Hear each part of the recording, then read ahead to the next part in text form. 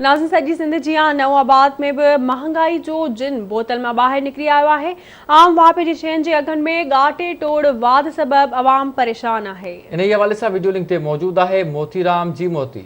मौजूद आहियूं नवाबाद शहर में। तव्हांखे ॿुधाईंदा हलूं तो पूरी सिंध जीअं नवाबाद शहर में भी महंगाई उरूज ते आहे। एक वेले अटे लाइ भी गरीब आवाम जेको आहे सख़्त खां सख़्त परेशानी के मुंहुं ॾेई रहियो आहे। अचो तो कुछ माण्हुनि सां ॻाल्हाईंदासीं, हुननि जो छा चवणु आहे। गरीब माण्हू वीचारो परेशान आहे।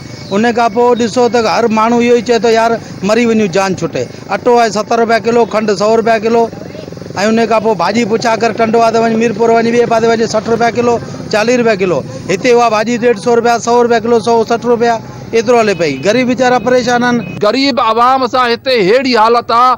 आवाम जी 2 सालनि खां वठी हिते पोजीशन इहा आहे जो माण्हू हिकु कोरोना में मुब्तला थी, बेरोज़गार थी, फाकिया कशी ते मुब्तला थिया, वरी ॿोॾूं आयूं, उन में बि इहा साॻी पोजीशन थी ऐं फ़सुल तबाह थी विया हलिया।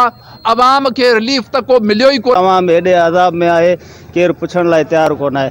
इन लाइ असांजी गुज़ारिश आहे वफ़ाक़ी हुकूमत जो जेको चीफ सेक्रेटरी आहे सिंध ऐं IG सिंध आहे, गवर्नर सिंध आहे, इन्हनि खे असांजी पुरज़ोर अपील आहे त आवाम जे लाइ कुझु कयो वञे ऐं आवाम खां इंसाफ़ कयो वञे, महांगाई ते कंट्रोल कयो। निमाइंदा जेके आहिनि चूंडियल माण्हू, हिते जा मुख़्तियारकार माण्हू, हिते जा जेके DC आहिनि उहे ध्यानु नथा धरनि। सरकार अचे थो त हितां खां शहर मां भत्तो उगाड़ी थो करे। हिते का बि सहूलियत मौजूद न आहे। दुकानदार पंहिंजी मनमानी लॻाए वेठा आहिनि, फ्लोर मिल मालिकनि जेको पंहिंजी मनमानी लॻाए वेठा आहिनि। इख़्तियारकार जाम नवाज़ अली तोड़े ॿिया वस वारा जेको आहिनि हिते को बि लड़ी न आयो आहे जेको ग़रीब आवाम जी जेको सार लधे।